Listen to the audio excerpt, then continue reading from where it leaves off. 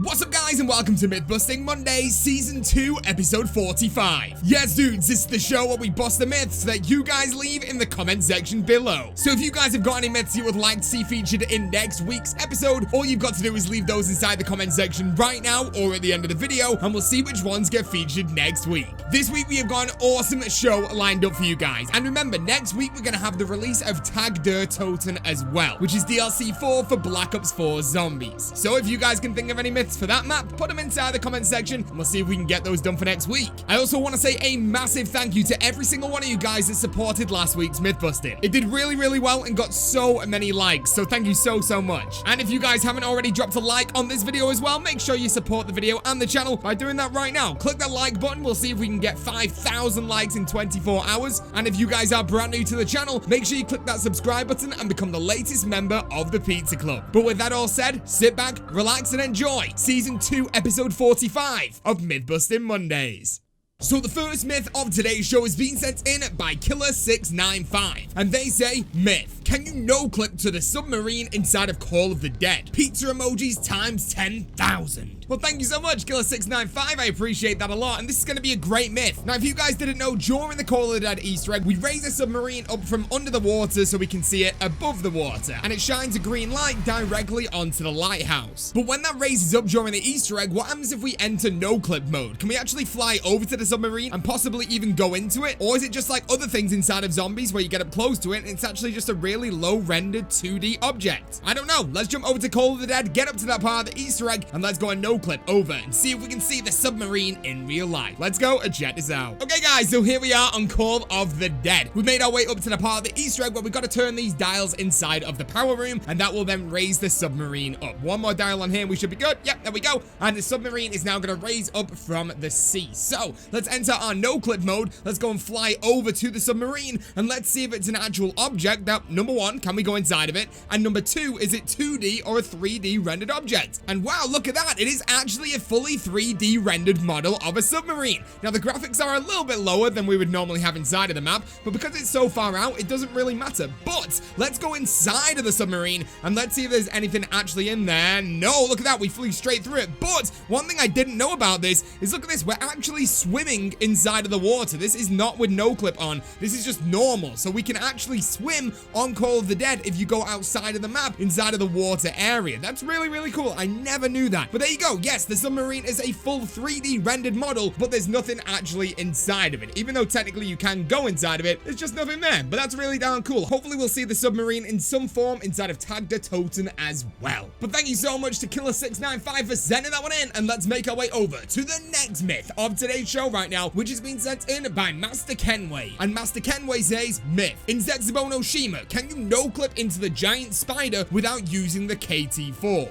And can you get Widow's Wine for free if you didn't kill the spider? Love your videos and loads of pizza emojis. Now, this is a really good myth. I like these kind of myths because we know the KT4 inside of Zetsubo no Shima allows us access to go inside of the spider's room to fight the spider boss. But is that actually the activation to let the spider spawn in? If we just no-clip into the room, will the spider boss fight start? Or do you actually need the KT4 on those webs to get the spider to actually come out? I find these super interesting. So let's jump over to Zetsubo no Shima right now and let's go and check this out. Okay guys, so here we are inside of Zetsubo no Shima. As you guys can see, the webs are still intact, which are basically the doorway to the spider boss fight. So we're not going to burn through those with the KT4. We're just going to no-clip straight through, land inside of the room, and let's go and check out if the spider actually spawns in or doesn't spawn in.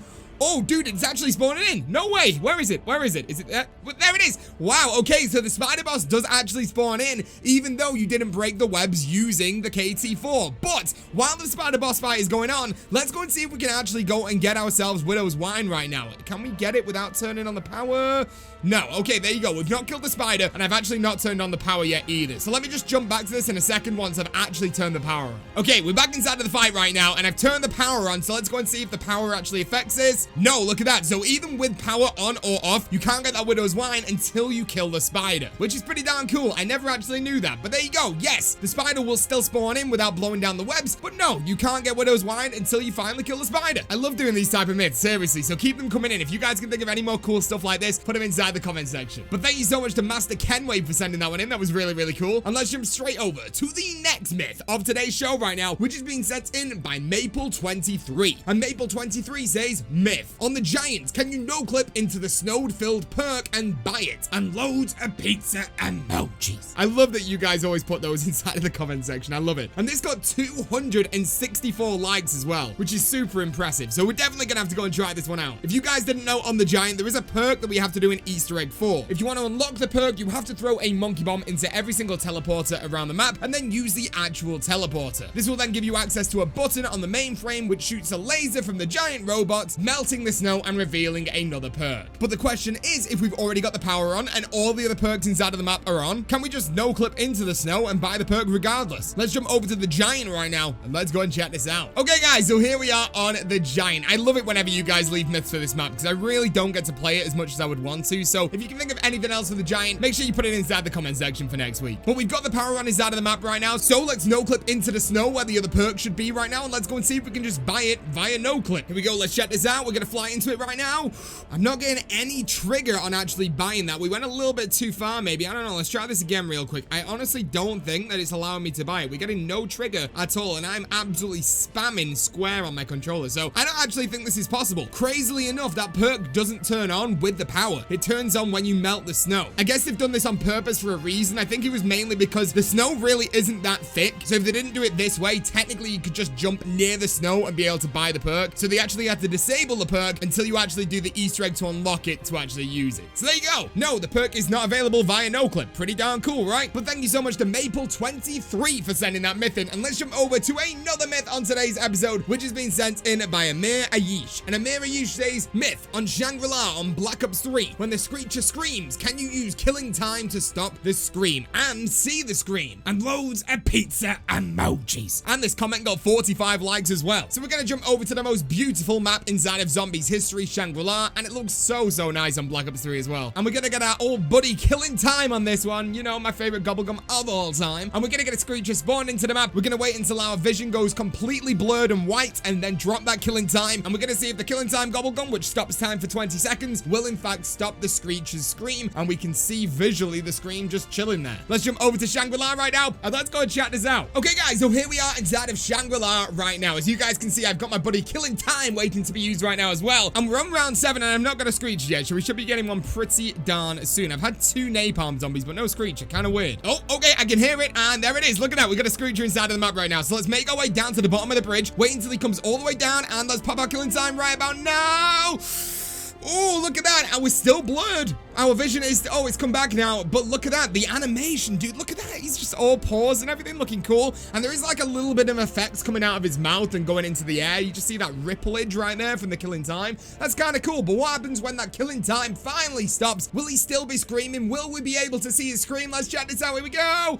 Wow, there you go. Look at that. So yeah, he just returns to screaming again. What an absolute legend. So there you go. Technically, you can kind of see the scream. And I think the blurring effect on the vision might last a little bit longer, but nothing too crazy. So there you go. That's what happens when you use killing time on the screecher from ShangriLa. That must be one of the last killing time myths we can ever do inside of this game. I feel like we might have done every other one possible. But that was a really cool myth. Thank you so much to Amir Ayish for sending that one in. And let's move straight on to another super interesting myth right now, which is being sent in by The Only Co. And The Only Co says, myth, do the human zombies get attracted by the crossbow? Now, if you guys don't understand what The Only Co is talking about, he's talking about the VR11 zombies inside of Call of the Dead. So the VR11 is a wonder weapon inside of Call of the Dead. We shoot the zombies with it and they turn into humans. Then all the other zombies on the map will just follow that human instead of following you. It's actually a really cool wonder weapon. But if you guys have been following Mythbusting Mondays for at least a few weeks, you'll know that we've been doing a lot of myths with the upgraded crossbow from Black Ops 1, which works very similar to a monkey bomb. You fire it on the ground, all the zombies huddle around it. It's super cool. So this myth is going to be a 2-part question. Number 1, when we use a VR11 on a zombie and it turns into a human, will that get attracted by the crossbow? And number 2, what has priority over the other zombies? A zombie that's turned into a human or the crossbow itself? Let's jump over to Call of the Dead right now and let's go and check this out. Okay guys, so here we are on Call of the Dead. Right now I've got the VR11 and I've also got the upgraded crossbow. So let's wait for a zombie to come down the zip line right now. We'll shoot him with the VR11 and then we'll try the crossbow on the ground and see if he follows that. There we go. He's now human. Let's shoot the crossbow on the ground.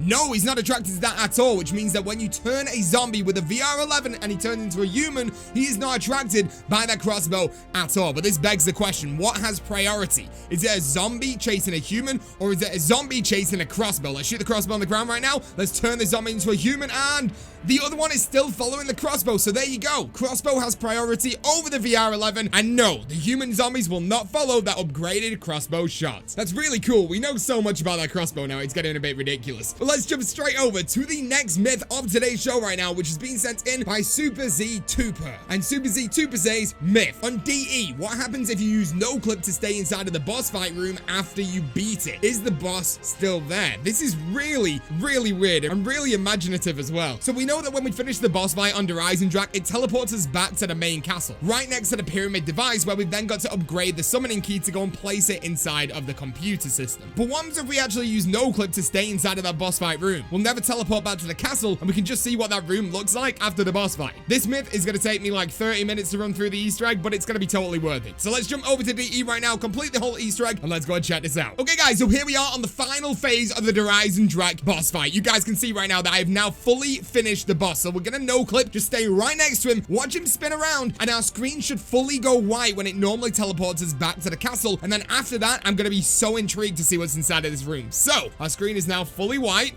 We're just gonna wait right now. We should still be inside of that room, inside of the boss fight arena. Yes, we are. And no way, dude, look at that. So the boss stays inside of this room no matter what. So when we teleport back to the castle, the boss is still actually inside of this room. That is so weird. What is going on right there? That is odd. Did not expect that. I just thought it'd be fully gone and that was it. But there you go. No, the boss still inside of this room even after we finish that boss fight. But that means we can now go over to the final myth, the ultimate myth of today's show right now, which has been sent in by Kangaroo Pete. What a name, my dude. And he says, myth on TRANZIT, can you use the turbine to power the PackAPunch if the power is off? Now this is such an unusual myth because it sounds like something that we would all already know, but I don't know this, and I don't think a lot of people know this either. We know that the turbine can power on a lot of stuff, including the perks, even including the bus itself. If you EMP the bus, you can use the turbine to turn it back on quicker. But can the turbine power the PackAPunch machine on TRANZIT? I don't know. I'm gonna jump over to a game of TRANZIT right now, and let's go and check this out. Okay guys, so here we are inside of TRANZIT. You guys can see right now that I've got the normal ray gun, it's not upgraded, and we have got our PackAPunch machine at the bottom of this corridor right now as well. So when we get over to it, let's drop our turbine down, and let's see if the turbine on TRANZIT can power the PackAPunch machine when the power is off. Here we go. Let's check this out. Let's bring out our turbine. Let's place it down next to the PackAPunch machine, and let's check this out. Here we go.